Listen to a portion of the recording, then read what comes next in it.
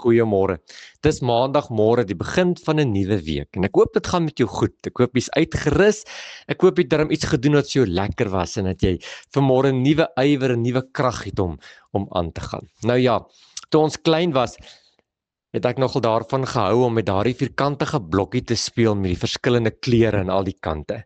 En dan het jy al die blokkies so 'n bietjie gedraai en dan was al die kleure die mekaar en dan het jy gesit vir ure en gesukkel om al die kleure weer reg te kry. Blou aan die een kant, rooi aan die ander kant, geel aan die ander kant, wit en swart en so het jy vir ure gesit om daardie blokkie te draai en te skuif sodat al die kleure op die een kant dieselfde moet wees. Ek dink jy het ook daarmee gespeel.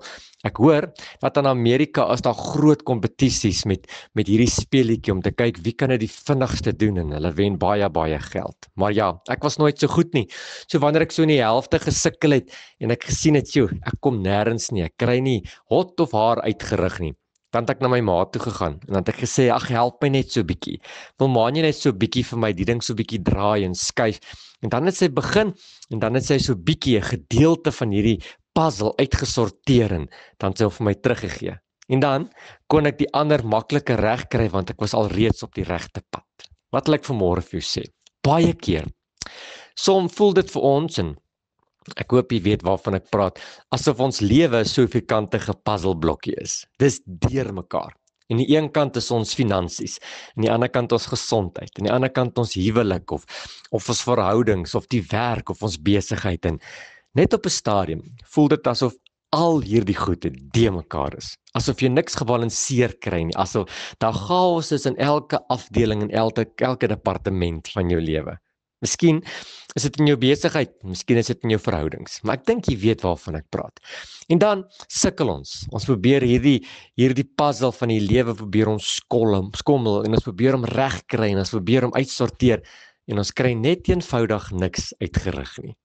Sjoe, ek het vanmôre vir jou baie slim raad dat jy moet hierdie puzzeltjie van jou lewe in iemand anders se hand gee wat groter as jy is. Soos wat ek hom vir my ma gegee het, moet jy hom in die hande van Jesus sit en sê, Here, wil U nie so bietjie vir my hierdie puzzle, kan ek dit maar mooi sê, hierdie gemors so bietjie kom uitsorteer nie. En dan sal die Here begin en hy gaan hom so bietjie skuif en 'n paar goedjies in plek sit en dan gaan jy sien hoe die kleure mekaar begin pas.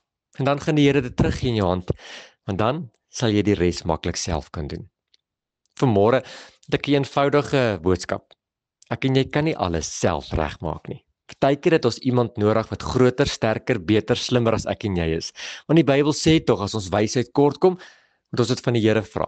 Wil jy nie vanmôre jou die mekaar lewenspuzzle blokkie vir die Here gee en sê, Here, ag help my. Here, ek sukkel so bietjie. Ek het 'n paar afdelings wat nie so lekker uitwerk nie. En ek beloof jou, die Here gaan jou vanmôre help en jou in die regte rigting skuif. Here, baie dankie dat ek vanmôre met die mekaar puzzle vir U kan gee. En dankie dat ek weet, U sal voorsien. Amen.